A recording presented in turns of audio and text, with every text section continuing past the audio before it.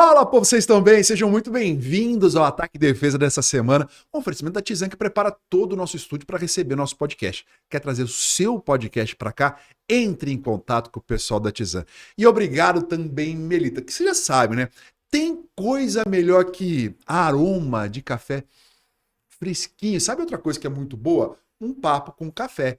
E se for sobre vôlei ainda, pô, muito melhor. A Melita acredita em nós também que o café tem o poder de despertar os nossos sentimentos para viver o que mais amamos. E o vôlei aqui nos conecta, nos emociona, nos faz sentirmos intensos na mesma paixão.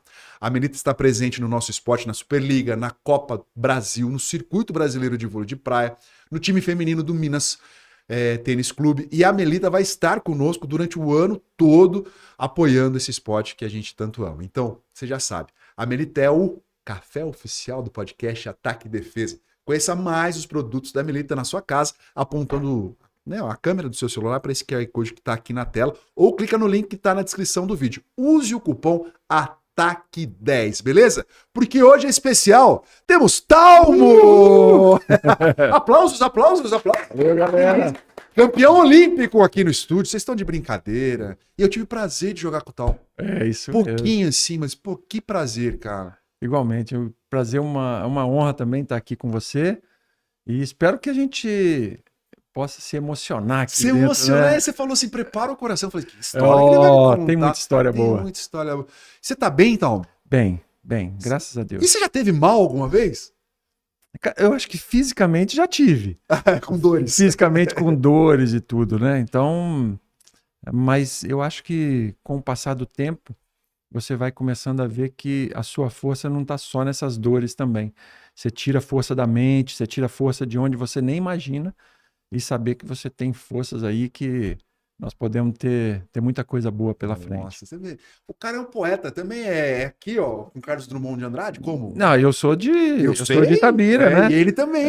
Então nós somos itabiranos, conterrâneos, né? Você O sabe o grande poema poeta. inteiro? Faz isso. Não, é difícil. Mas para mim, um dos que eu mais gosto é No Meio do Caminho Tinha uma Pedra. Ah, e vamos pegar pra gente fazer? Esse aí, meu amigo. Você quer ler Isso aí ou eu dá leio? pra. Acho Você melhor pode. Você lê, né? É que eu não sei decor, né? No meio do eu vou pesquisar aqui. No meio do caminho tinha uma pedra. Tinha uma pedra no meio do caminho. E são as dificuldades que a gente encontra, né?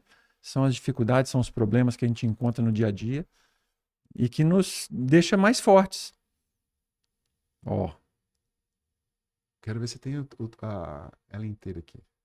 Tem aqui uns trechos. Assim. No meio do caminho tinha uma pedra. Tinha uma pedra no meio do caminho.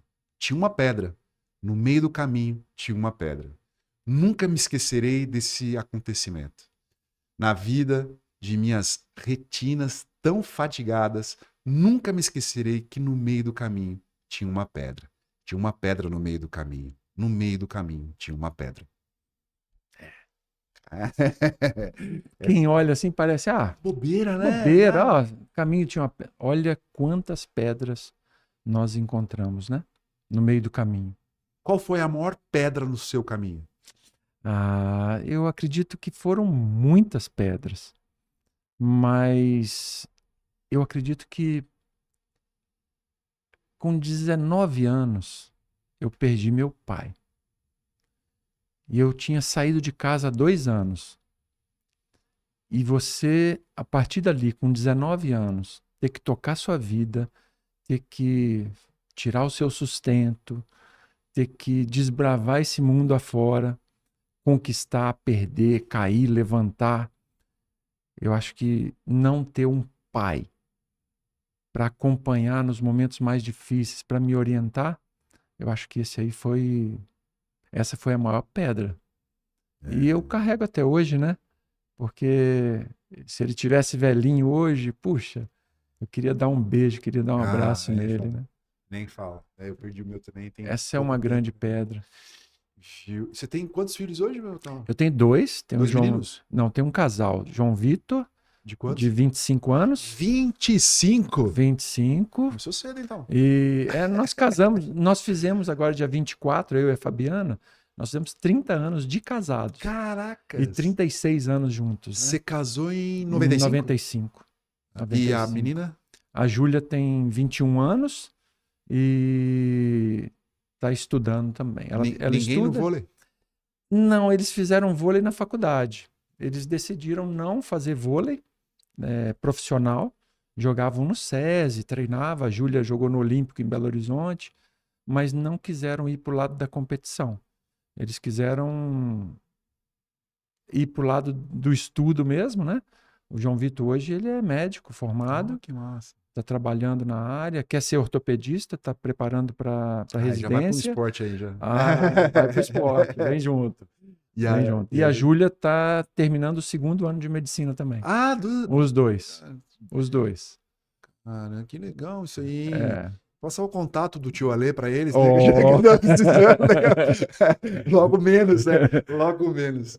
E então você tem 30 anos de casado e de relacionamento de namoro foram quantos? 36. Nós estamos juntos, eu desde 19 anos, ela com 15. Então você foi campeão olímpico já com a namorada? Já. E porque geralmente o cara que é campeão olímpico arruma uma namorada, né? Não. Ali foi. Pô, quantas vezes o pai dela tinha uma empresa de ônibus na cidade. E ela me dava os vale transporte para ir pro treino. Olha! Então lá em Itabira ainda? Lá em Itabira. Foi patrocinadora, né? Nossa, patrocinou a carreira. Como é que abandona depois da medalha olímpica, não né? Não tem jeito. Mas no início, é uma coisa engraçada. No início, falavam que eu queria dar o golpe do baú, né? Ai, mano. Aí depois, quando eu fui campeão olímpico, falaram que ela queria dar o golpe do baú. Então não sabem quem é que dá o golpe.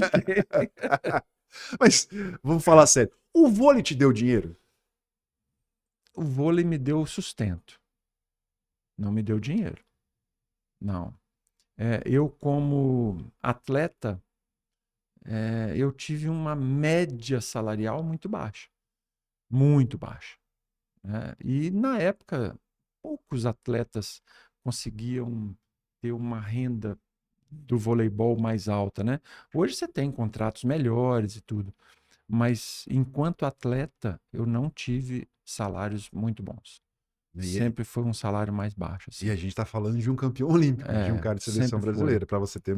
Mas hoje mudou muito esse perfil, né? Principalmente os caras de seleção ganham razoavelmente bem, você sabe disso no mercado. Hoje tem um nicho de mercado aí onde atletas medianos têm salários bons.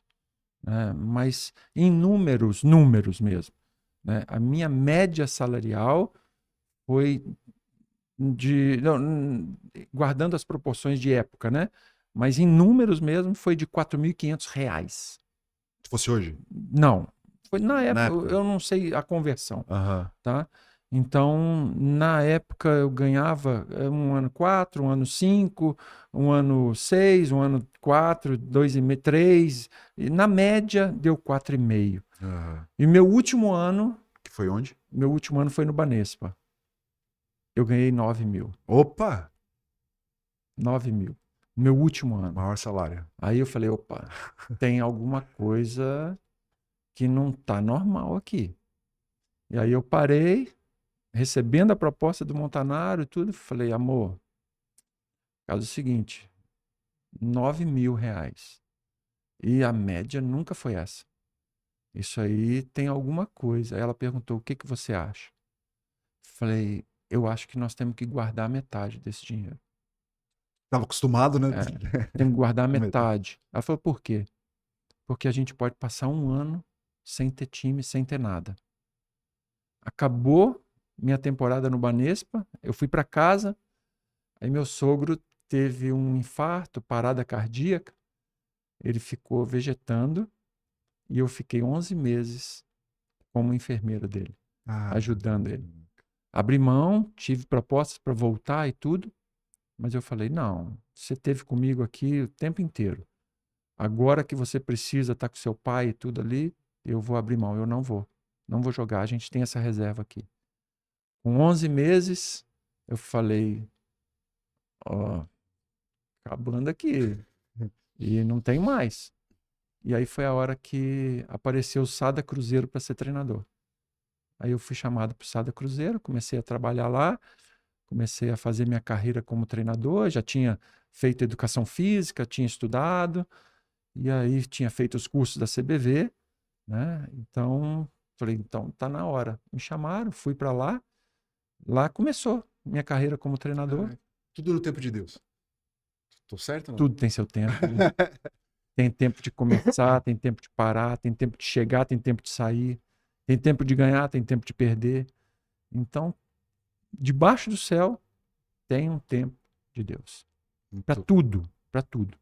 E se você tem isso na sua mente, no seu coração, você não se assusta com nada. Né? Porque tudo acontece no seu tempo. Exatamente. Tudo. Então, a primeira vez que eu te vi jogando foi na Pirelli. Uhum. Assim, Talmo chegou na Pirelli, pô, e levantador alto, não sei o que, pô, daí todo mundo queria ver e tal. Aí eu acho que você ficou o quê? Umas 2, 3 temporadas, né? Aí você foi jogar no Palmeiras, aí a gente se encontrou, mas já era o campeão olímpico. Uhum. Antes da Pirelli, o que aconteceu como atleta Talmo? Ó, eu comecei numa cidade do interior, Itabira. Comecei na rua, brincava na rua.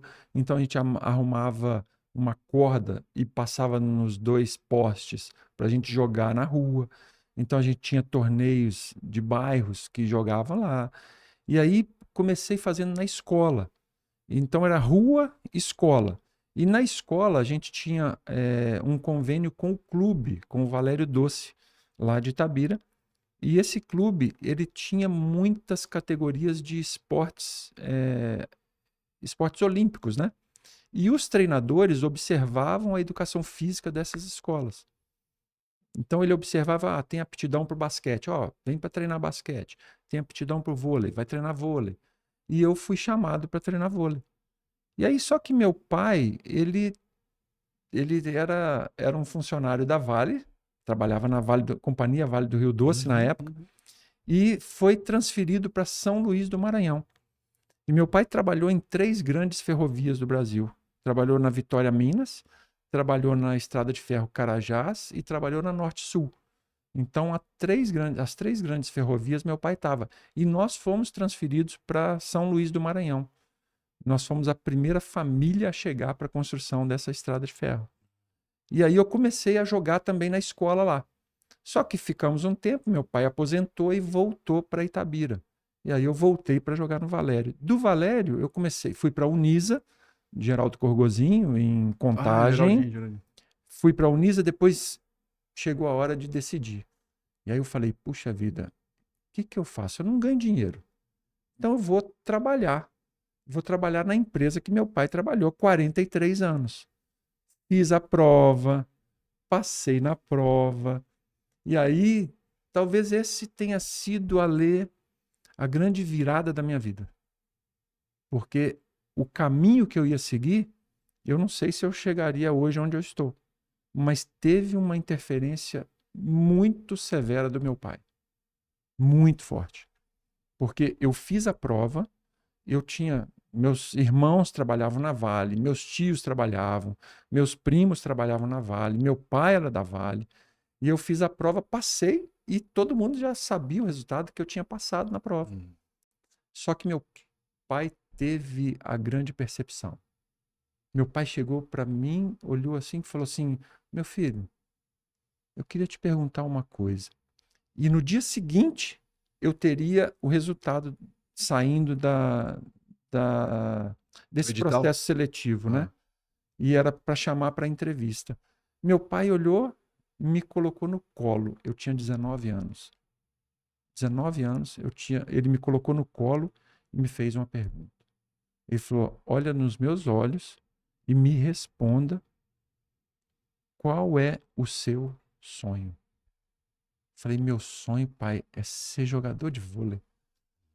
Aí ele me tirou do colo, saiu de casa, não falou nada, ficou quieto.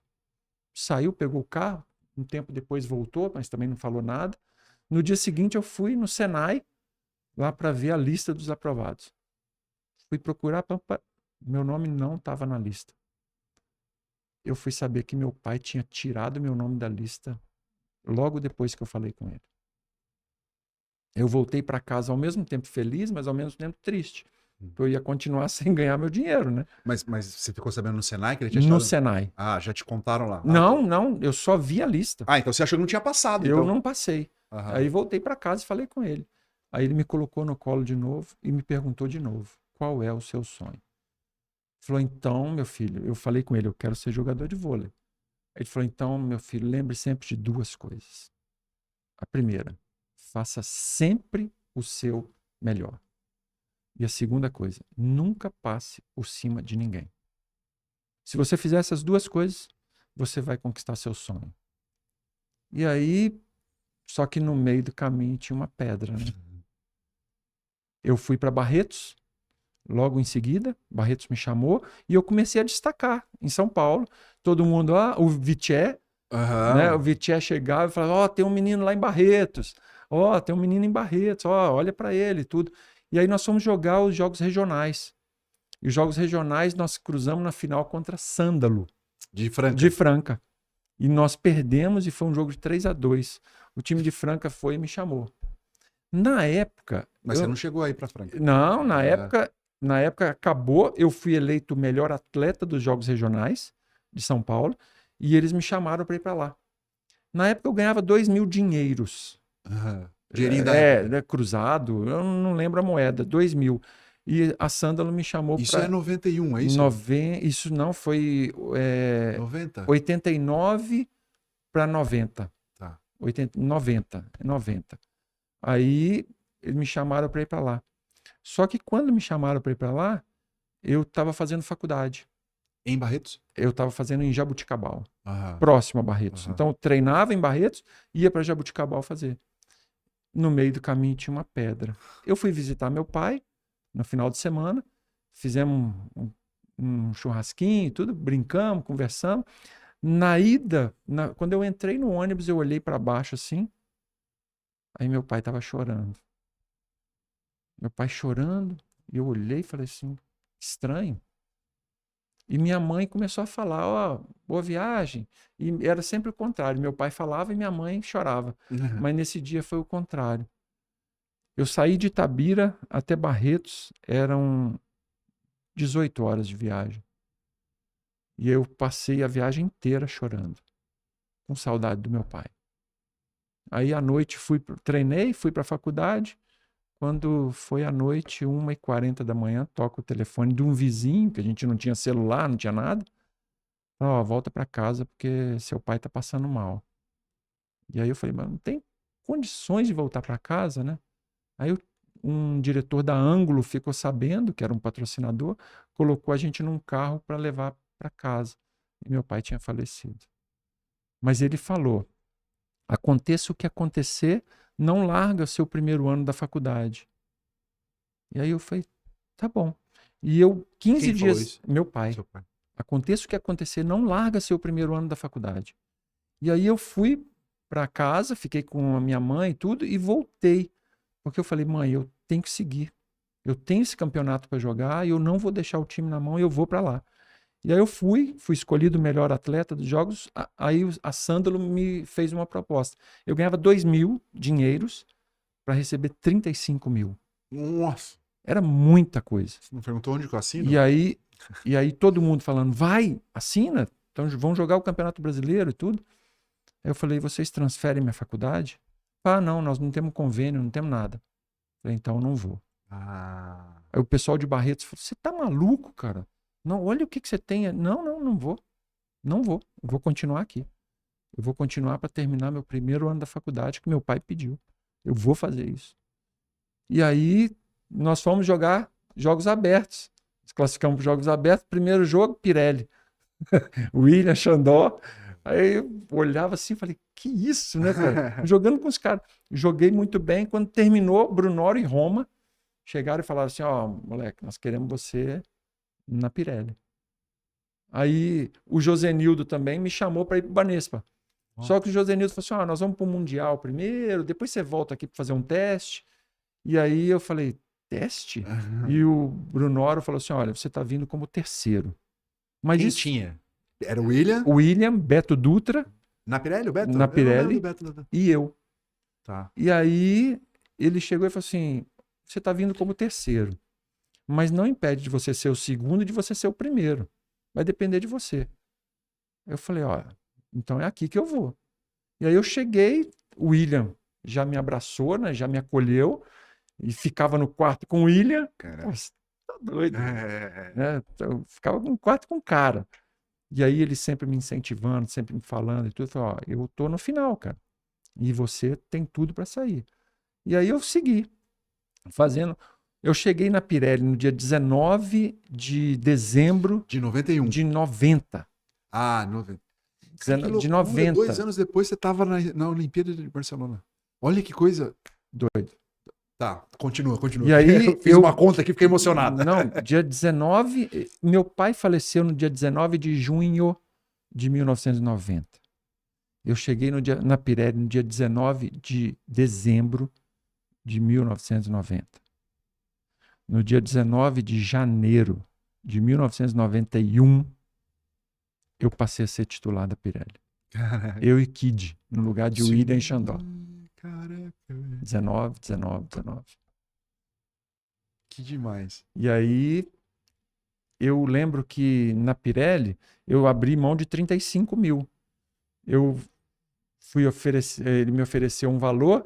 Quando eu cheguei na Pirelli, ele tinha aumentado o meu valor, eu fui para 85 mil. E aí eu passei a ser titular e eu passei a ganhar, o valor final eu ganhava 240 mil Caramba. na Pirelli, depois que eu fui titular no lugar do William. Mas a gente tá falando 200 mil porque era o dinheiro da época, não é que é não, um dinheiro, absurdo e tal. dinheiro Não. da época, né? Dinheiro da época. Mas era um bom dinheiro. Não sabia nem o que eu fazia com dinheiro ali. Ah, vou comprar uma televisão. Ah, pode comprar. Pode, não tem problema não. Aí depois dali o Brunoro foi para o Palmeiras. Aí eu fui para o Palmeiras. No Palmeiras foi o time que eu mais joguei, né? Foi o tempo que eu mais fiquei. E me sentia bem, terminei minha faculdade, transferi a faculdade, terminei minha faculdade, não abri mão disso, porque eu sabia que minha carreira tinha um fim como atleta. E eu queria me preparar para as transições. Eu queria me preparar para o que vinha pela frente. Eu não sabia. Então eu queria estar no meio do esporte, eu queria estar dentro da quadra. E eu falei, eu não quero entrar pela porta do fundo. Eu quero entrar pelo conhecimento, eu quero entrar pelo meu trabalho e tudo. E aí eu comecei a estudar. Fui estudar, terminei educação física, depois fiz especialização em treinamento, fiz especialização em marketing, direito esportivo, fiz mestrado, né, na área de administração, já fiz as disciplinas do doutorado também na psicologia do esporte. Então agora só falta terminar os créditos para defender a tese de doutorado. Que isso? Isso é um fenômeno. Ô Talmo, quando você surgiu, né, tipo, em Barretos, eu não vi, né, eu era juvenil e tal, e fui ver você em 91. E o William estava virando técnico, né? Ele virou técnico depois de um tempo, ele já era técnico do juvenil e tal.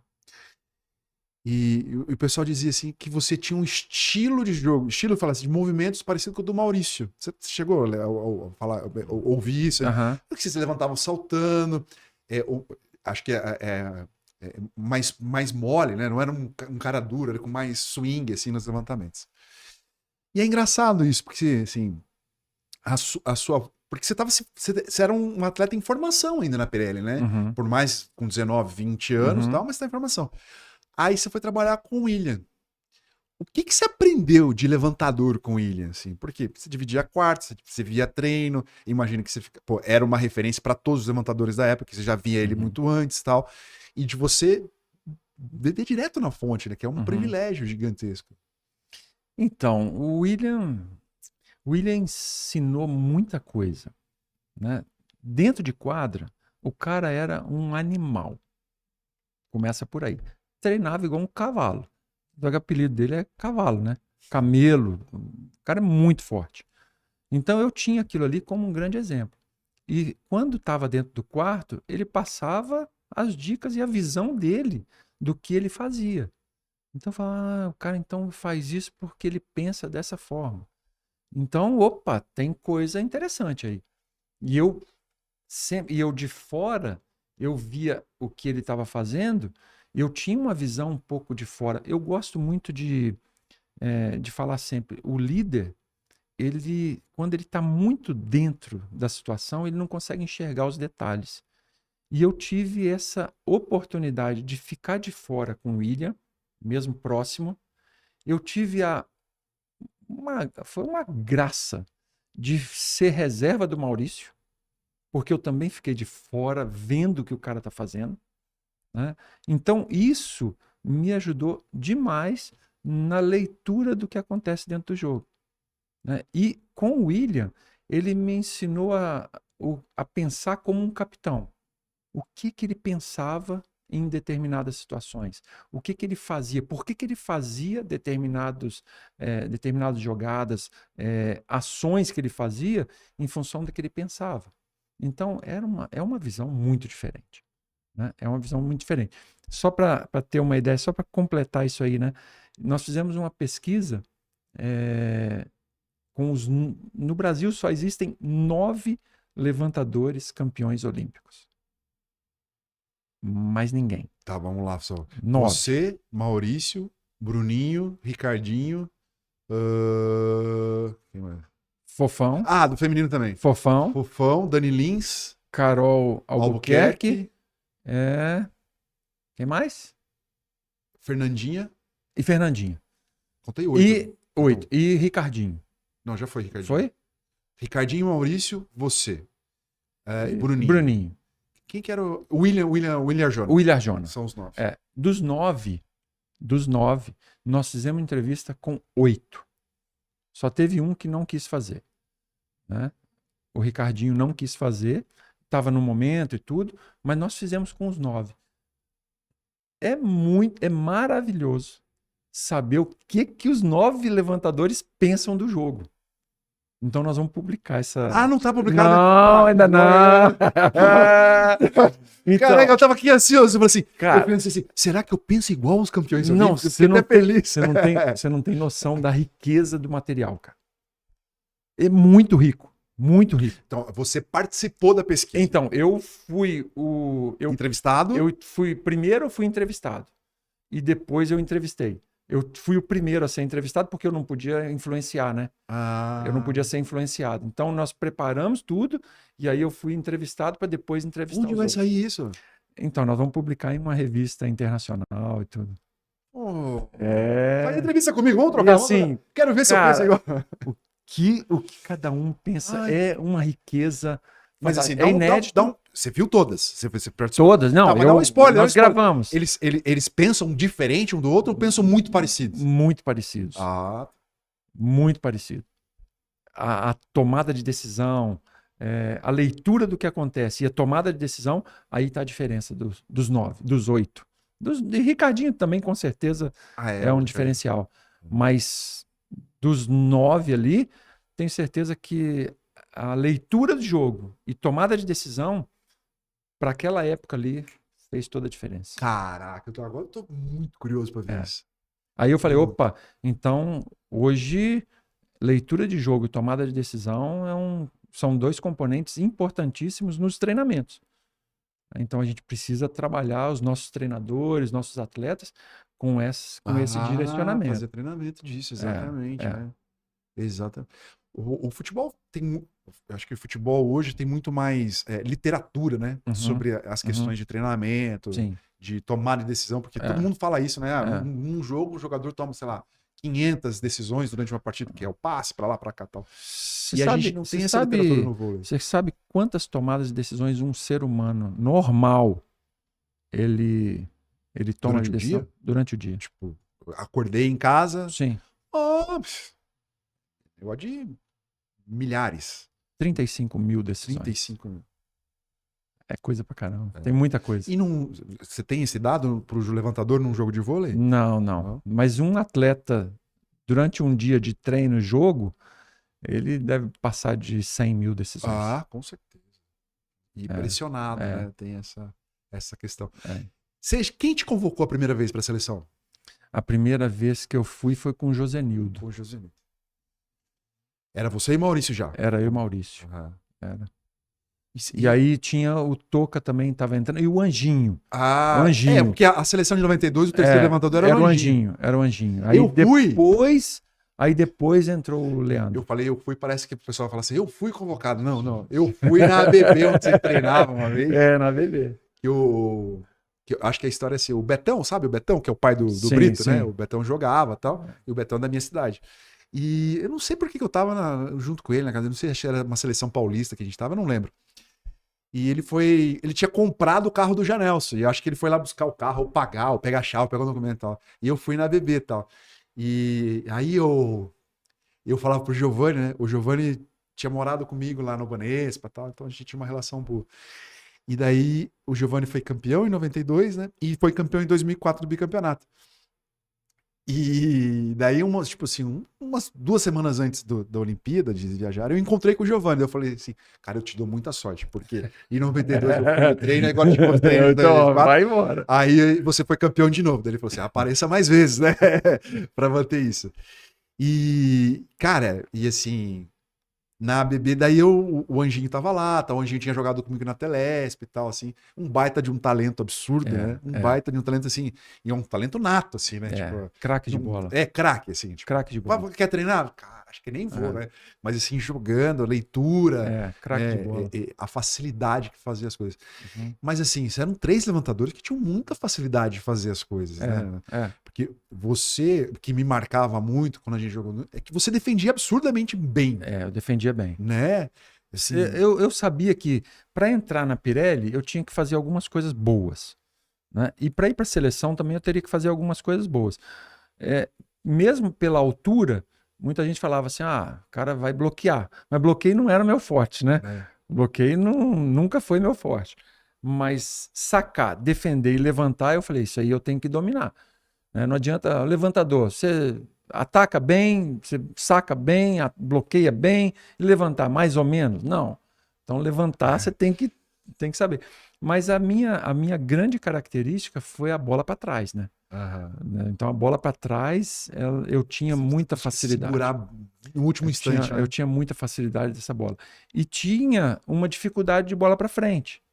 Eu tinha essa dificuldade.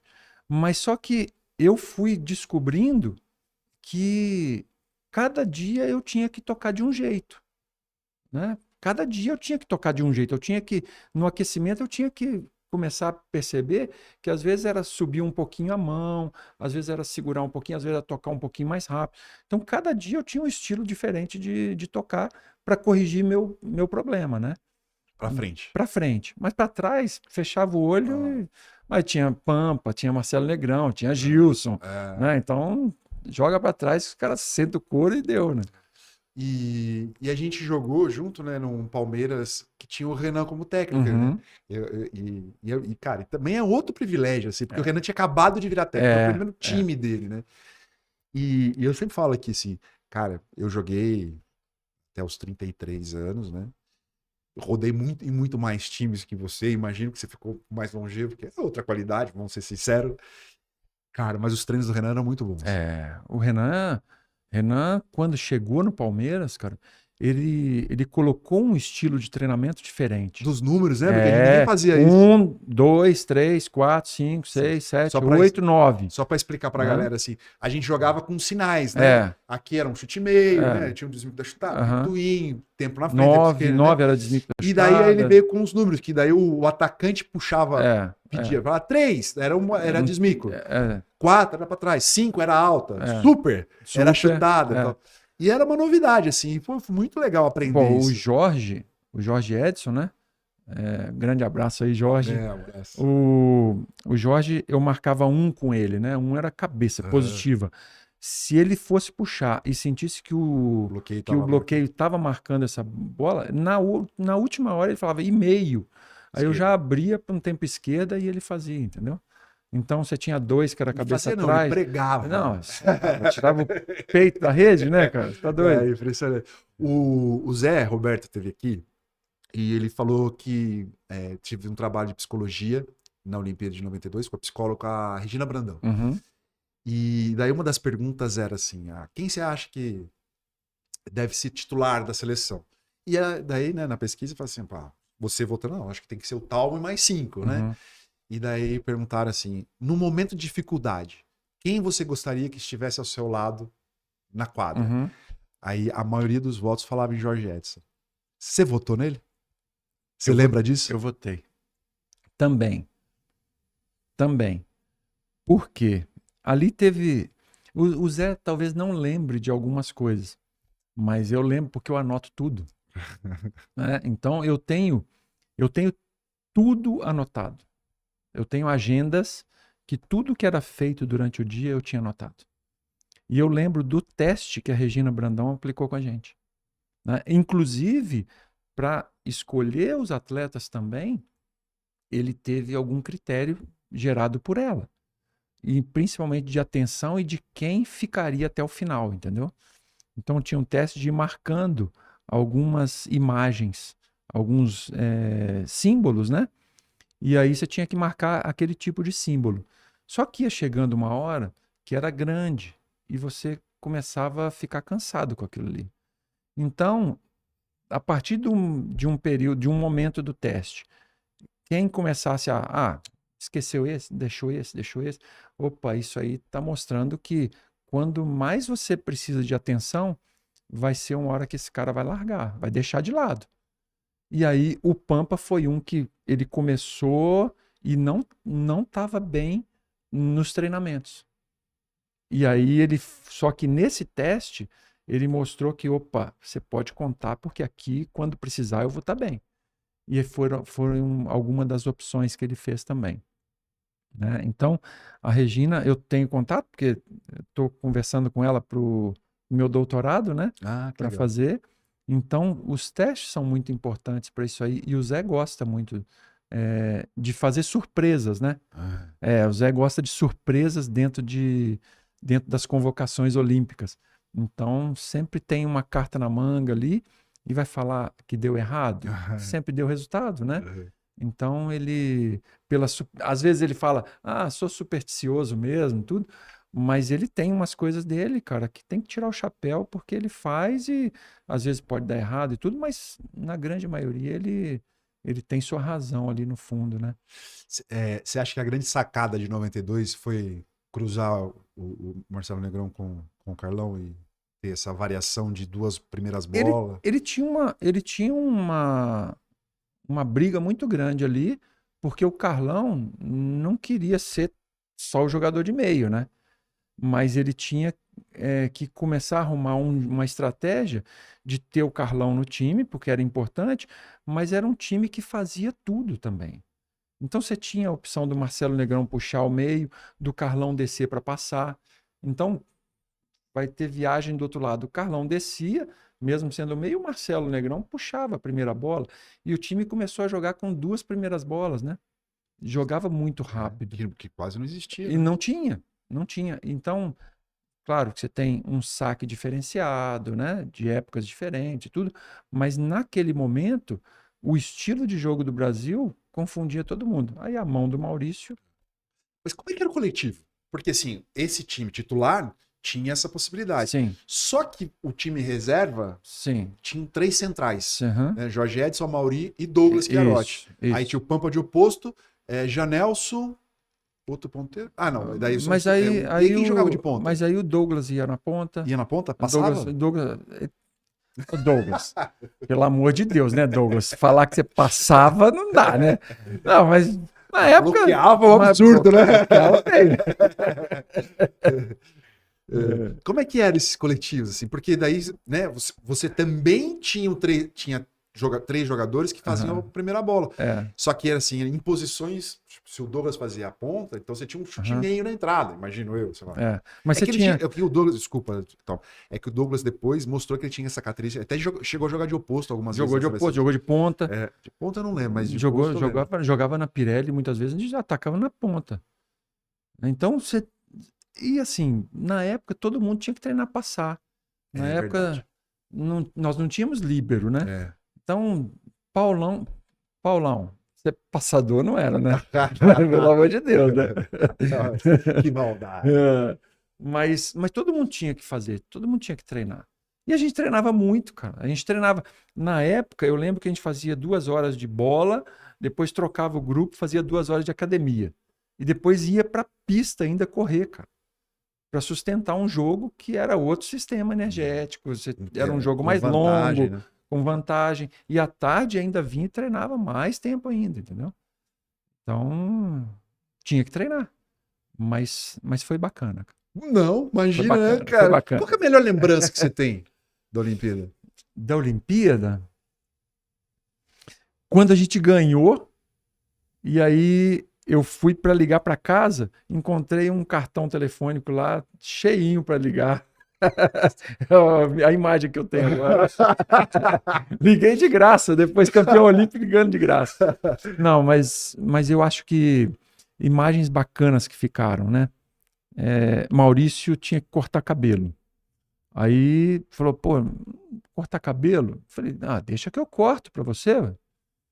Eu cortei o cabelo do Maurício nas Olimpíadas, cara. Peguei a tesoura, cortei. Ele falou, mas você sabe cortar? Falei, sei, deixa comigo. Fui lá. Minha mãe é cabeleireira, né? Tá. Minha mãe é cabeleireira, eu ficava olhando lá e eu peguei e cortei. E aí todo mundo começou, nossa, Maurício, tá horrível, tá horrível. Aí o Douglas chegou pra mim e falou assim, ó, corta pra mim também. Aí meti o cabelo, pode ver lá, cabelo surfista, sabe? Baixinho, depois aumentava, tudo, e eu cortava o pessoal. Olha isso. Foi legal. Que massa, que massa. O Maurício foi o maior levantador que você viu? Maurício foi espetacular. Porque aqui a gente tem muita discussão aqui. Maurício, eu Ricardinho, vejo. Tal. Mas pra você, como, pô, na verdade você rivalizou com o Maurício, brigou por posição com ele. Não briguei nada. Não? Não, eu ajudava ele aqui. Não dá. A mão do cara era sacanagem. A mão dele, não. Mas sem a menor chance. Né? O Maurício, a mão dele é impressionante. Cara. E aí você vai falar assim, William, Maurício, Ricardinho, sempre tem essas discussões, né? Mas eu acho que cada um tem o seu tempo, né? Cada um. Você vai falar o que do Bruninho, cara?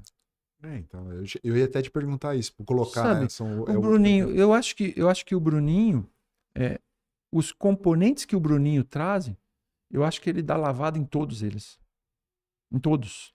Quais componentes, me diz? Ele tem um componente de liderança, de assertividade, de pegada, que ali ele tem uma diferença muito grande. Então, eu tenho um respeito muito grande pelo Bruno, por tudo que ele passou. Tem uma história que não é fácil, a caminhada dele, né? Mas ele entregou e entrega muito nos times que ele passa, né? E todo mundo o respeita muito pelo que ele entrega no dia a dia. Aí vai falar, William, craque. Então, eu acho que William, Maurício, Ricardinho, Bruninho, esses caras, eles são diferenciados. Né? São diferenciados. E cada um a seu tempo tem a sua grande importância. O William é que movimentou a nossa geração, né? Sim. Né? Eu acho que o Maurício virou a grande referência, assim, de mudança de jogo. Uhum. E o Ricardo pela velocidade, né? E trazendo aqui o Bruno aqui pela resiliência, vai falar pela força, pela liderança. O William Arjona também. Não, também. Sabe? De domínio. De habilidade, né? Uhum. É impressionante. Mas você acha que hoje estamos bem servidos de levantadores? Tipo assim, pensando assim, o Bruno não vai mais, aí quem que pode ser? Como é que a gente tá? Nós temos a cara falou bastante. Nós temos uma safra aí que nós precisamos de dar um jeito de achar alguém. Porque o Brasil sempre tem uma transição boa. Né? Agora você tem o Cachopa, né, para fazer, mas e depois? Quem vem nessa pegada? Então, nós temos que criar, e aí também temos que ter o seguinte, o levantador, ele tem também que se adaptar a características dos nossos atacantes. Né? Eu tenho um exemplo, eu tenho um atacante que bate uma bola muito rápida para a saída, mas eu tenho um levantador que não tem essa qualidade para jogar essa bola rápida para a saída, eu estou matando um ou outro, né? Então eu tenho que ter esse equilíbrio ali para buscar. E eu acho que a gente está numa fase de formação que a gente tem que pensar muito na nossa formação esportiva e principalmente na nossa formação específica do voleibol. Eu tenho algumas críticas à a pontuar, né? Que eu acho que a gente precisa acordar para a gente ter algumas situações de treinamento que vão nos exigir no futuro próximo aí. Quais críticas? Leitura e tomada de decisão. Né? Você precisa ter um controle técnico muito bom, você tem que ter um controle tático, mas eu acho que a leitura e tomada de decisão são fatores que a gente pode crescer muito. Né? E isso tudo está voltado para a nossa mente, está voltado para a nossa parte cognitiva, para a parte de formação mesmo de um atleta, mas de uma forma integral. Não só físico, não só técnico, não só tático, mas ele mais geral mesmo. Eu sempre bato nessa questão da literatura, né? Para distribuir conhecimento, para que as pessoas possam ter, porque né, você começou na escola, né? Você começou na rua e na escola. Uhum. Né? Para esse professor que está mais distante poder ter esse conhecimento também e poder ter orientação, né? De alguma forma. E também, assim, não sei se funcionaria, mas talvez padronizar, né, o estilo de vôlei brasileiro. Ó, a gente ensina isso para a gente poder jogar assim, é assim a nossa característica e tal.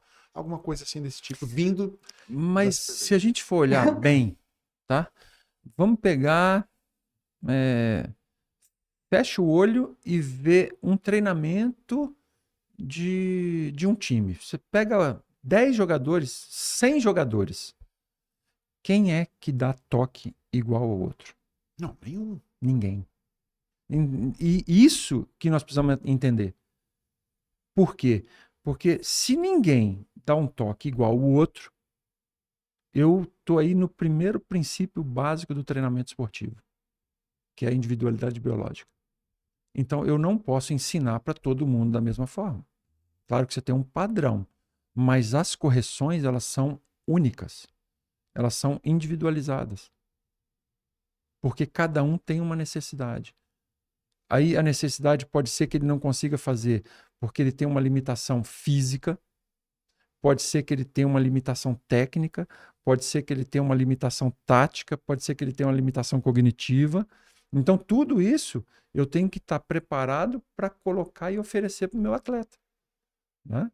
Então, então não posso ensinar para todo mundo da mesma forma. Porque cada um aprende de uma forma diferente. E cada um vai se conectar de uma forma diferente. Então eu tenho que estar muito atento. E os nossos treinadores, nossos professores, eles têm que entender dessa parte para saber o que podem fazer. Né? Por quê? Porque se a gente for olhar lá para trás, qual era o diferencial? Repertório motor. O repertório motor que vinha lá de trás, ele explorava subir numa árvore, ele explorava pular muro, pular corda, jogar bolinha de gude, ele atirava uma pedra para derrubar uma manga. Né? Então, a coordenação motor era completamente do que hoje em dia. Completamente diferente. Então, eu preciso entender que onde eu tenho que atuar. E o nosso aprendizado, ele passa por janelas de aprendizagem. Tem janelas, tem períodos que você aprende melhor. Um exemplo, você vai dirigir um automóvel. Aprende a dirigir com 40 anos para ver se vai ter a mesma desenvoltura, né, do que você aprender com 13, 14, 15 anos. Você aprende muito mais fácil lá atrás. Aprende uma nova língua. Se você aprender de pequeno e vai aprender de grande, qual que é mais fácil? Né? Então, existem também no desempenho motor, no desenvolvimento motor, essas janelas de aprendizagem. E a gente tem que estar atento para isso. Legal, isso é bem legal. E é um assunto tão gostoso falar bacana. Disso. Tá? Ô, Thalmas, só para a gente pegar aqui, ó. Itabira, Unisa, né? Unisa, Barretos. Aí eu voltei para Itabira, Barretos, Pirelli. Aí fui para Pirelli, Palmeiras. Aí depois do Palmeiras, eu fui pro Rio de Janeiro, pro Flamengo. Você jogou no Flamengo? Não sabia. Joguei no Flamengo. Aí depois do Flamengo, voltei pro Palmeiras. Aí do Palmeiras fui para Maringá, do time da Telepar. Da Telepar eu voltei, fui para Suzano. Aí o quê? Aí tem história. Aí tem história, pelo amor de Deus. Só encerra, vamos parar aqui. Aí Suzano depois eu voltei pro Palmeiras para me recuperar, né? Aí do Palmeiras, Se recuperar de Suzano. tive que recuperar de Suzano. Aí foi Uma temporada, fiquei. Aí depois do Palmeiras, eu fui. Aí eu comecei a fazer faculdade. E aí fui para UX, Caxias, para terminar minha faculdade. Terminei minha faculdade em Caxias do Sul, na Universidade de Caxias do Sul. Fui para online. Da online. Online é São online Leopoldo? Novo Hamburgo. Da online, aí eu senti minhas costas e tudo. E aí fui pro Banespa. Aí no Banespa foi meu último ano. Mas de Banespa você atuou um ano só? Eu atuei, fiquei um ano. Então eu tive, nos grandes clubes, né? Eu tive Pirelli e Banespa. Pirelli no início, Banespa no final. O Palmeiras tinha uma ascendência, né? A gente chegou a fazer a final da Superliga aquele ano contra o Suzano. O Suzano também é um dos grandes times da história do vôlei, né? Sim. Mas era difícil jogar lá? Hoje é muito engraçado, né? Hoje falar que jogou em Suzano, né? O Ricardo, a gente queria matar, mas hoje eu dou risada, cara, com tudo que aconteceu. Qual foi o maior absurdo que aconteceu com você lá? O Ricardo, ele, num jogo contra a Ubra, ele tremia pra Ubra, né? Ele ficava com medo de jogar com a Ubra. Por causa da final? Ficou com medo. Aí ele ficou com medo, foi jogar contra a Ubra. A Ubra começou jogando contra a gente e eles abriram 3-0. Ele pediu um tempo. Quando eu pedi um tempo, ele veio pra cima de mim. Quando ele veio pra cima de mim, eu dei um empurrão nele, cara. No Portela? No Portela. Deu degrau? Eu dei um empurrão, ele caiu lá embaixo, na cadeira. Pô, nunca fiz isso, cara. Já até confessei por causa disso. Confessou em confissão. Não, confissão. Fui pra confissão e falei, eu fiz isso. Só que foi muito engraçado, cara. Não, então, eu empurrei, só que na hora, o João veio e deu uma bica nele, cara. O auxiliar? Deu uma bica nele e falou assim, você vai ficar calado aí, você não vai falar nada durante o jogo. Só que ele já tinha bebido um pouquinho, né, de cerveja e tudo, naquelas garrafas de Gatorade, cerveja? Tomava uma cervejinha ali. Hoje nós vamos socar os caras, velho. E o negócio dele... Mas quem bebia cerveja? Ele? O João ou o Ricardo? Não, o Ricardo. Mentira. Ele bebia, gostava de uma... Ele na garrafinha de Gatorade tinha cerveja. Ele gostava de tomar. Aí ele veio pra cima de mim, e eu empurrei, ele caiu, o João chutou. Aí o João falou, você não vai falar nada. Aí ele olhava pra mim assim e falava, eu não posso falar nada com você. E aí terminou o jogo, nós perdemos, e aí ele foi pra casa, depois ele foi e me liga, cara, 1h da manhã, falando, pô, tal, me desculpa. E ele ficou 40 minutos comigo no telefone, falando que a mulher dele tinha falado com ele, mandado ele ligar pra mim pra pedir desculpa. E enquanto você não me desculpar, eu não posso desligar o telefone. Mas aí nós tivemos várias histórias, né? E eu falei, Ricardo, passou o jogo, cara. Vamos pensar na próxima agora. Acabou. Isso aí já foi. Você vai me desculpar? Não, tá desculpado, cara. Vambora. Tem outras coisas. E aí, depois disso aí, eu senti a lesão na cervical. Eu perdi muita massa muscular. Não, deixa eu contar a versão dele dessa lesão. Né? Ele veio aqui e tal, pô, sensacional. Uma figura... Ele é fantástico. Demais. Ele é fantástico. Assim. Aí ele contando assim, não, o tal, na final do Paulista, chegou pra mim e falou assim, tô com uma dor. Onde? Não sei, aqui dentro. Como aqui dentro? Você tem que me dizer onde pra eu tratar. E que você não jogou, afinal, porque você tava com uma dor por dentro. Aí foi quando o Rodriguinho Eu não conseguia respirar. Era cervical? Ele pegou trapézio, né? E eu tive uma contratura que pegava músculo de respiração. Então eu não conseguia inspirar. E eu lembro, cara, que a gente estava em São Caetano, o João pegou eles pegaram aquela colherzinha do Gatorade, ele botava nas minhas costas assim, ó, e falava, você vai jogar, não vai? Eu falava, vou. Isso no vestiário, cara. E aí eu vou jogar, mas eu não conseguia, cara. Não conseguia. E o Rodriguinho entrou e foi muito bem, né? Que legal. Então, eu fico feliz demais. E aí tinha o bicho, né? Tinha o bicho. Quando terminou o jogo, aí ele vinha, entregava um envelope para cada um assim, ele olhava para mim, não merece não, mas toma aí. Mas ele chegava para mim e falou, teve uma vez que eu tive uma sacada muito doida, cara. que ele falou assim comigo: você é aquele jeito dele, você é jogador. Significa jogar com dor. Aí eu olhei para ele e falei assim: tudo bem, mas eu não sou treinador para treinar com dor. Ele olhou e falou assim: pô, cara, não tinha pensado nisso, não. Pode ir para fisioterapia. Muito bom! Pode ir para Então, fisioterapia. em Suzano, você jogou mais do que treinou. Eu joguei mais que treinei. Mas, cara, a gente teve história muito bacana. Primeiro dia, né? Ele chegou, todo mundo reunido assim, no ginásio. Aí ele olhou e falou assim: ah, então quer dizer que vocês vêm aqui e as mochilas de vocês ficam tudo aqui nesse banco. Ele falou: ó, eu gastei uma fortuna para arrumar o vestiário, para colocar cada um no seu lugar. Vai deixar as coisas lá no vestiário. Aí todo mundo pegando, indo lá, deixando no vestiário e voltando.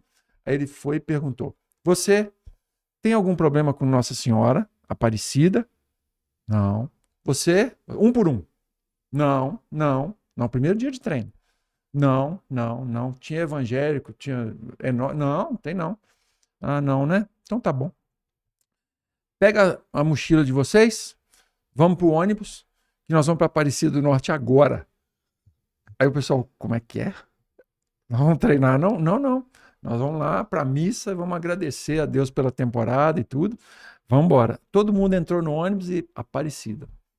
E de vários em vários tempos ali, ele pegava e falava assim: ó, hoje não vai ter treino, bora para Aparecida.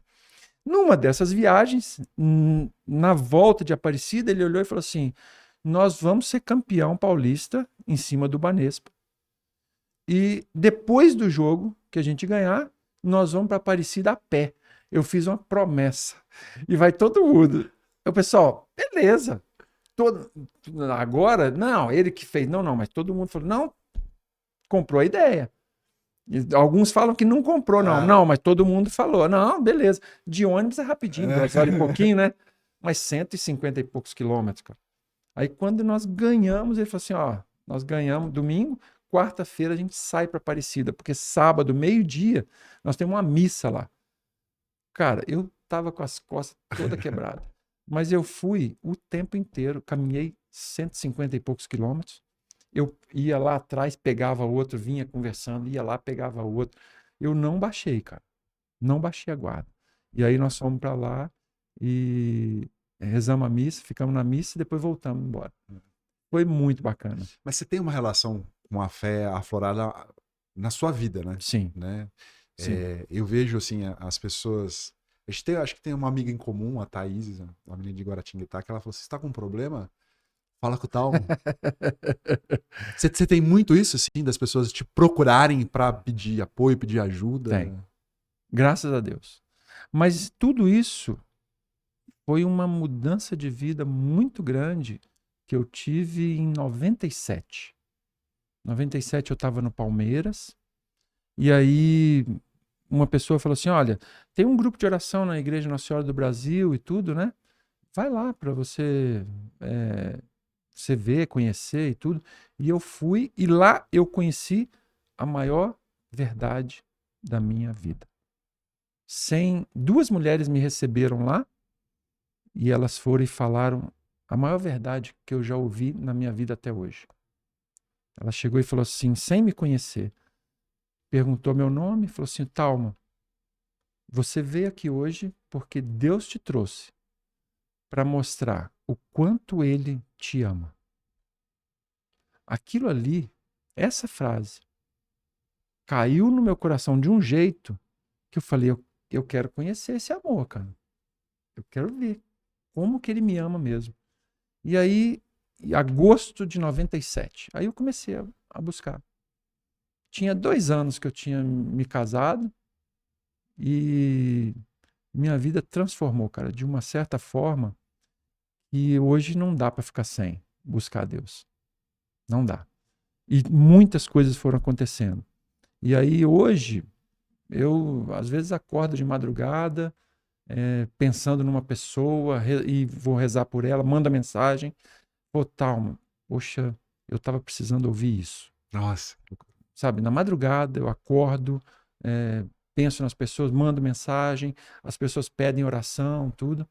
E tem sido muito bacana essa Você tem meu experiência. telefone, hein? Pode ir. Mas sempre tá em oração. Sempre. Amém, obrigado. Tominho, você teve. Você precisou de mais fé para trabalhar com o feminino? Porque não é por causa disso, né? Mas assim, muitas pessoas falam que é muito difícil trabalhar com o feminino, porque são outras relações. Você sentiu dificuldade? Olha, eu saí de Montes Claros, né? O Nossa, Giovanni. bem que trabalhou com Lorena, né? Eu trabalhei com Lorena, mas Lorena eu tinha que pedir calma para ele, né? Eu não tinha que pedir mais. Lorena era calma. É uma figura, né? Pô, Lorena é tem que trazer ele aqui. Lorena é cara. fantástica. Ele tá aqui no Brasil. Tá no Brasil? Tá. Vamos atrás dele. Tá no Brasil. Mas eu saí de Montes Claros depois de 5 anos trabalhando com masculino. E aí eu fui para o SESI feminino para montar, para começar toda a estrutura, né? Montes Claros, o SADA tinha sido uma experiência muito bacana, né? Eu consegui no SADA, o primeiro título de campeonato mineiro foi comigo, né? E montar aquela estrutura toda, começando com atletas que eram pouco conhecidos, mas a gente conseguiu ir para o pódio de uma Superliga também, ser campeão mineiro. Aí depois teve a troca de treinadores, né? Que eu fui para Montes Claros e o Marcelo veio para o SADA. E aí nesse primeiro ano de Montes Claros nós tiramos o SADA Cruzeiro da semifinal. Da semi? Tiramos da semi e fomos para a final. E aí depois eu fui chamado para o SESI, para o feminino, para montar toda a estrutura com o Giovanni lá, com o Montanaro. E aí começou a ver o seguinte, opa, eu preciso entender como é que funciona também. O Ricardo foi um dos que muito me ajudou, né? Porque ele tinha contato com o pessoal do feminino. Explica quem é o Ricardo aí. Ricardo Regi, né? Ricardo Regi, ele foi o fisioterapeuta que me salvou de uma recuperação muito importante na minha transição de Suzano para o Palmeiras. Né? Ele trabalhou muito com reabilitação comigo. Ele é um cara que é top no RPG, top em recuperação de atletas, em fisioterapia e tudo. Então eu tive a oportunidade de trabalhar tanto com ele quanto com o Zé Elias. Zezinho da seleção Pelo amor feminina. de Deus. Então os dois estavam juntos. Então eu buscava muito a informação do feminino com eles. Né? Então eles tinham o contato dentro da seleção e tudo. Ó, essa aqui tem que cuidar disso, tem que cuidar do salto, a Dani Lins tem que fazer isso, e assim, assim. Então isso para mim foi um suporte muito bacana. E eu fui vendo que existiam componentes do feminino que eu não tinha no masculino. E do masculino também que eu não tinha no feminino. Então eu pude colocar algumas coisas de ambos os naipes, né? Para eu crescer com algumas coisas dentro do feminino também. Foram quantos anos de feminino, Tom? Foram 5 anos de feminino. 5 anos no SESI. Né? Passei por turbulências, passei dificuldades, o time oscilava, né? Mas no terceiro ano, foi um ano bem conturbado no início, mas a gente entregou, chegamos numa final de Superliga, fomos campeões sul-americanos em cima de Osasco e depois ficamos em terceiro lugar no Mundial. Então foi um ano de aprendizado muito grande, mas existem componentes no feminino que não são os mesmos do masculino, né? E principalmente no perfil comportamental. Isso. Né? O perfil comportamental no feminino você tem que ter um tato maior. Né? Você tem que estar atento às variáveis que acontecem dentro de um grupo. Né? Você tem, primeiro, hormonal. E aí o Zé fala muito, né? O Zé falou que eu tenho que entender dessa parte, eu tenho que buscar na fisiologia, eu tenho que buscar no treinamento, tenho que buscar em ciclo hormonal, tenho que estudar essas coisas. E realmente tem. E isso me ajudou também em casa, com a esposa e com a filha, né? Porque o comportamento vai mudando e não é frescura. Existe mesmo essa mudança. E a gente tem que entender esse processo delas ali. Mas no comportamento feminino, você tem que estar muito mais próximo delas. E aí, ao mesmo tempo que você tem que estar próximo, você tem que manter uma certa distância também.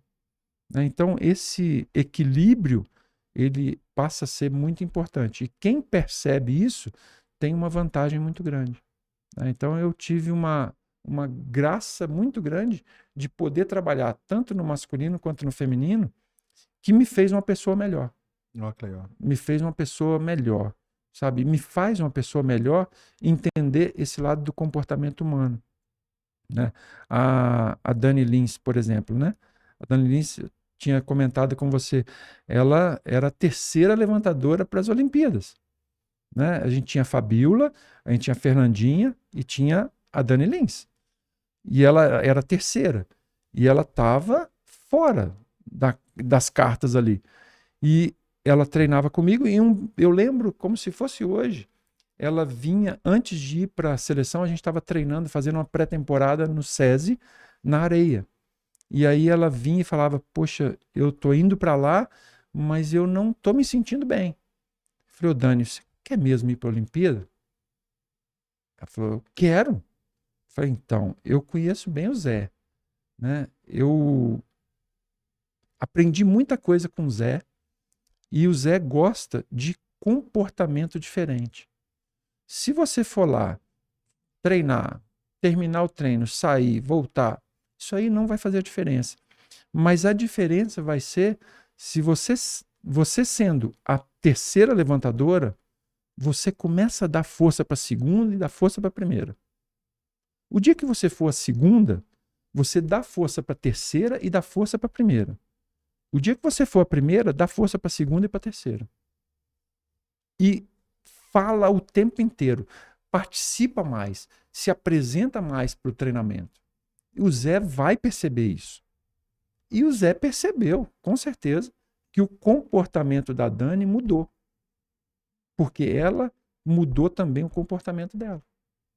E ela foi e se entregou para o trabalho. Ela se doou para o trabalho. E ela foi para a Olimpíada e deu o que deu.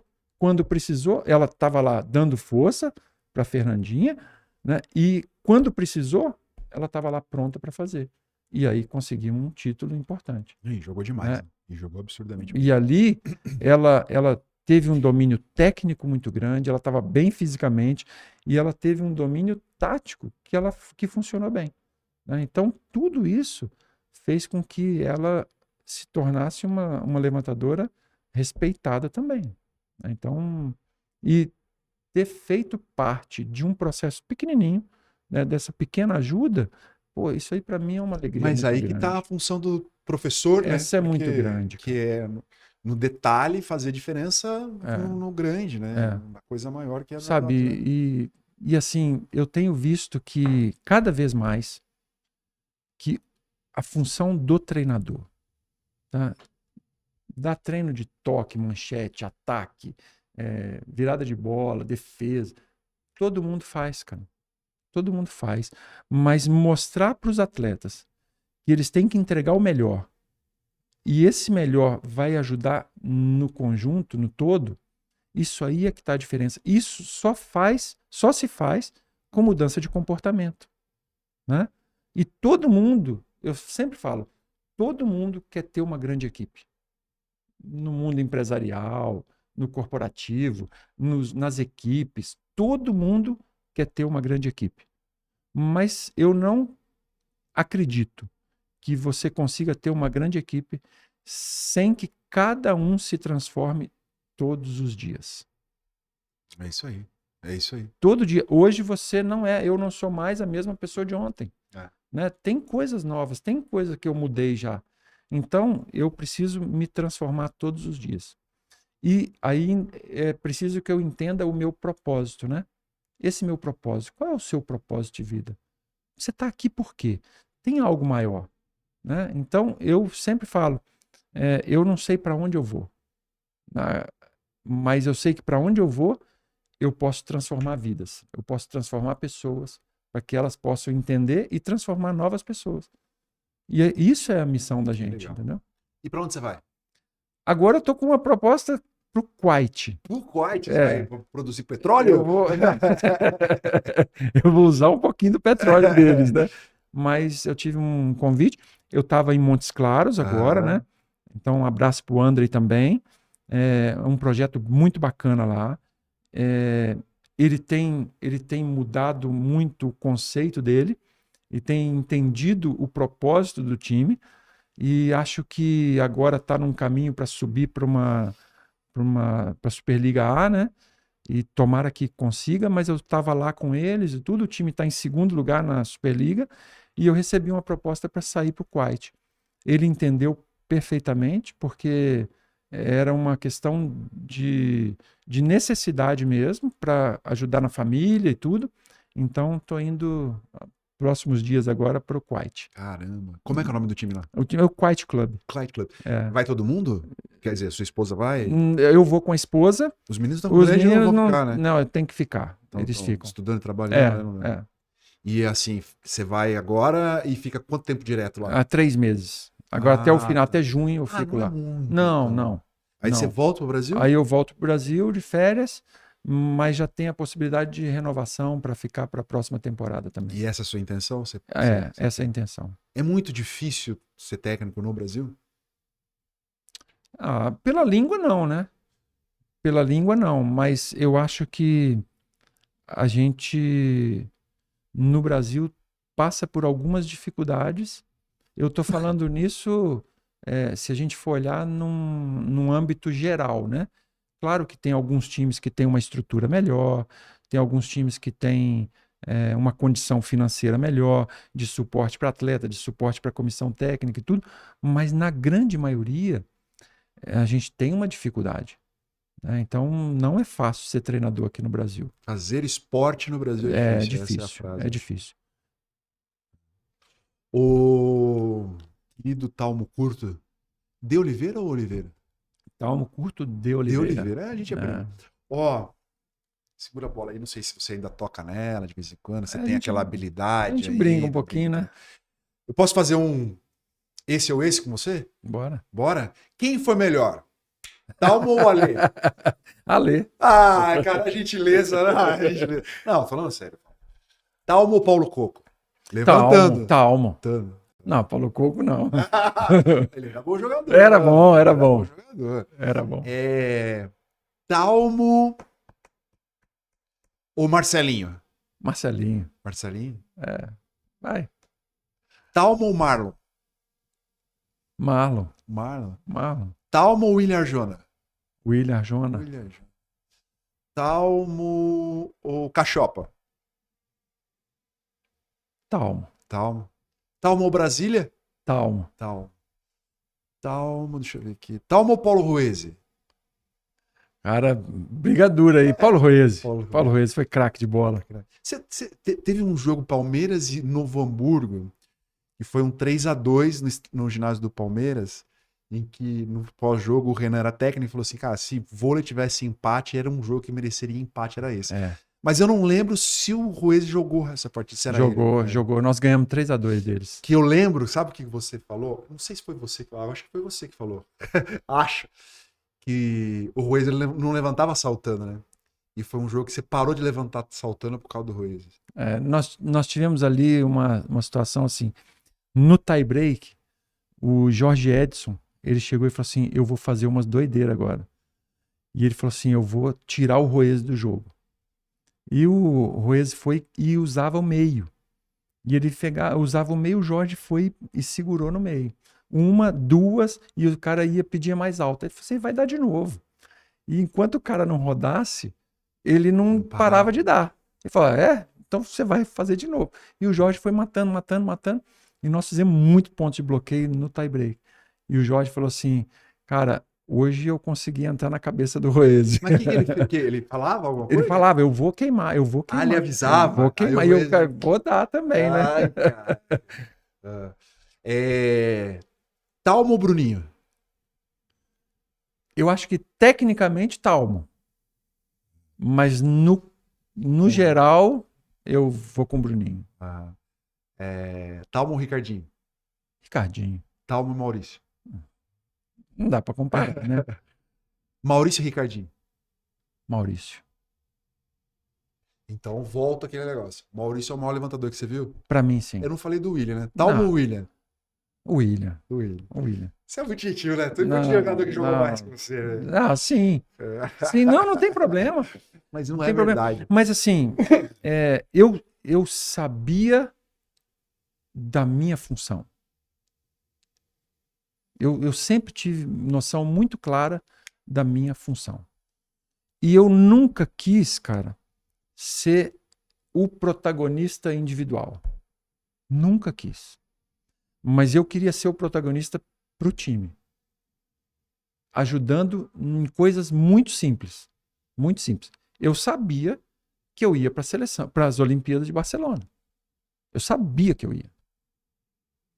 Em coisas bobas, mas eu percebi isso. O Zé chegou e falou, eu bati a bola com o Jorge Edson.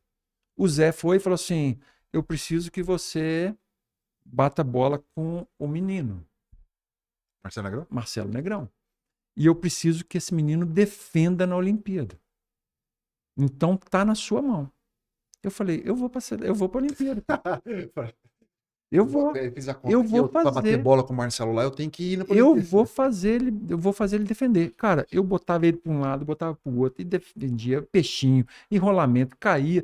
Então, a gente fazia o negócio acontecer. Cara, eu fazendo ele defender, na hora do jogo ele defendendo, para mim eu tava realizado lá fora, cara.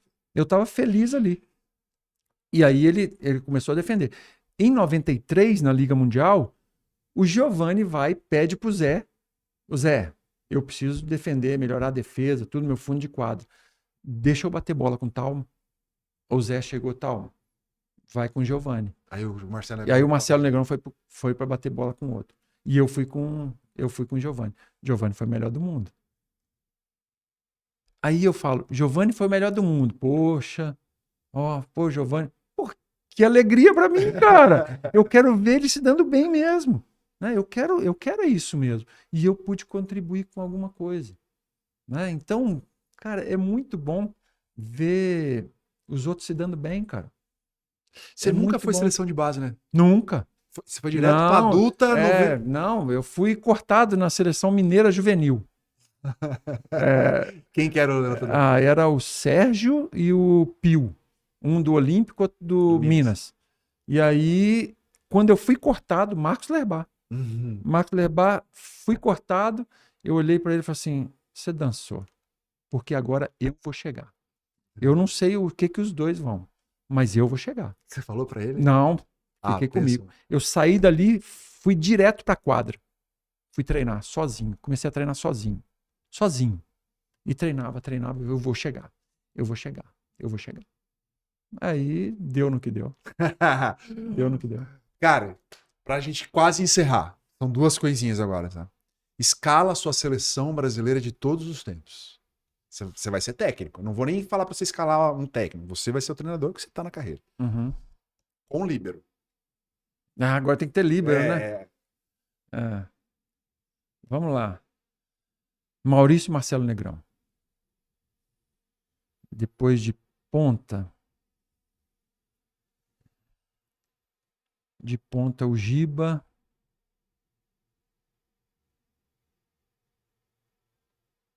Giba e Tandy. Os meios. Vou colocar aí. Eu queria colocar o Mauri, cara. A Mauri ali, que era craque de bola. E o Gustavo. A Mauri e Gustavo. É. A Mauri e Gustavo, Giba e Tandy. Aí a Mauri pode ter o Paulão ali também. vamos. Eu tenho que perguntar, e o líbero? Líbero? Tô com uma dúvida aqui, cara. Tá, em quem? Sei se o Escadinha merece. Você jogou com esse cara? Joguei em Suzano. Em Suzano? Joguei em Suzano. O auge, então. Joguei em Suzano, lembro dele. E eu falei com ele no vestiário, cara. Falei, meu amigo. E porque o Ricardo falou o seguinte: se a gente ganhasse, a gente ganhava um prêmio. Se a gente perdesse o jogo no playoff, né? Nos últimos jogos contra o Banespa. Se a gente ganhasse, a gente ganhava um dinheiro. Mas se a gente perdesse, a gente tinha que pagar o dinheiro. Aí o Escadinha olhou e falou assim: e agora, cara? Falei, vamos fazer, cara. Nós vamos ganhar. Vamos fazer. Aí ele tava, porra, cara, nós não podemos perder isso. Falei, cara, você não vai perder. E outra coisa, nunca mais você vai voltar para aquela Kombi para vender água sanitária e detergente e tudo. Nunca mais. É daqui para frente. E aí foi, né, cara? O cara virou um monstro. Uma lenda. É. Pensamento Não, sempre maior. é. Talmo, pra gente encerrar, o que é o vôlei na sua vida segurando o nosso objeto de desejo? Puxa vida. O vôlei é um caso de amor mesmo, né? É amor e ódio. Ódio no bom sentido, né? Porque a gente passa por momentos maravilhosos e a gente passa por momentos difíceis também. Eu já fiquei desempregado, eu já fiquei sem time, eu já fiquei com dificuldade física, mas ao mesmo tempo o vôlei me trouxe muitas amizades. O vôlei me ensinou a partilhar, me ensinou a abrir mão, às vezes, dos meus desejos para oferecer o que eu tinha de melhor para os outros. Eu acho que esse talvez seja um dos esportes mais coletivos que a gente tenha. Porque no basquete, você pode pegar lá, o Curry ontem fez 50 e tantos pontos. O LeBron pode fazer a diferença. Um Marcelo Negrão pode fazer a diferença. Mas ele depende do outro. Então, no futebol, o cara pode pegar, driblar, vai lá, faz um gol, faz uma diferença. Mas no vôlei, você depende do outro. Isso talvez seja um dos esportes mais bonitos que nós temos, né? E antigamente, na tradição, eram 12, né? E eu sempre gosto de fazer um paralelo com isso aí, dos 12 apóstolos, né? Dos 12 apóstolos, que muitas vezes, para se formar um time que você vai deixar um legado, nem sempre são os melhores que estão ali. Assim como os discípulos que foram escolhidos, eles eram à margem da sociedade, mas que teve alguém que acreditou neles. E um time também é assim, e o vôlei é assim. E acreditar em pessoas que são desacreditadas por muitos. De saber que cada um tem a sua beleza, cada um tem o seu potencial, cada um tem algo para entregar para o outro. E acho que o vôlei me ensinou isso. Sabe, de abrir mão das minhas coisas para que eu pudesse ajudar uma pessoa. Eu tento fazer isso todos os dias na minha vida.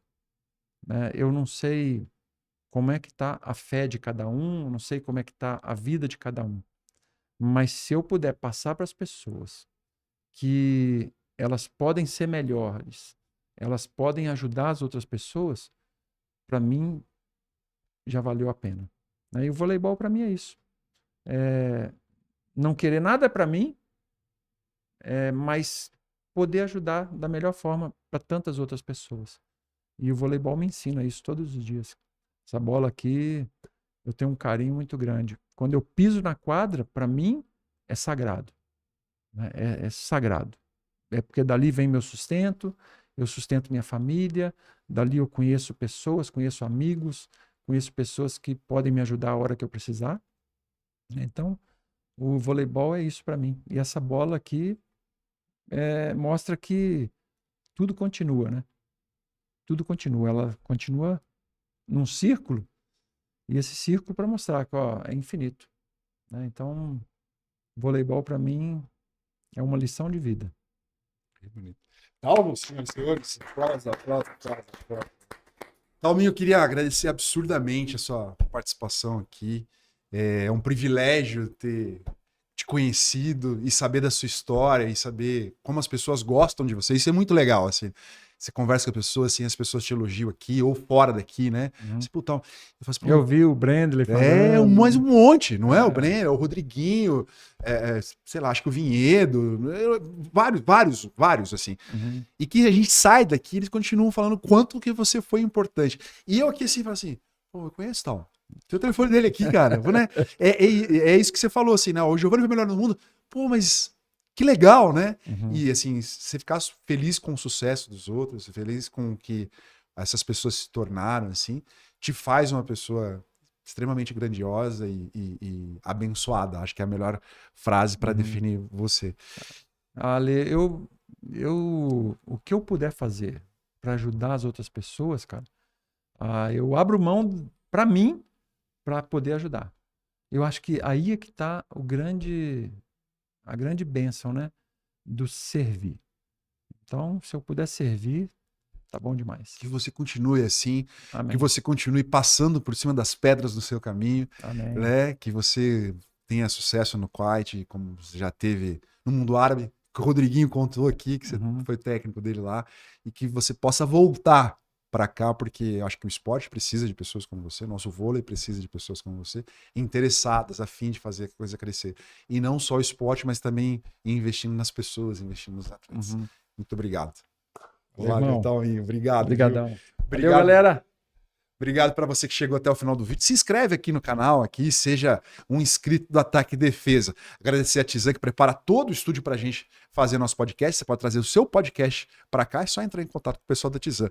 E a Melita, valeu, Melita. Desperta você para sentir mais esporte. Fica bem, povo, a gente volta, hein?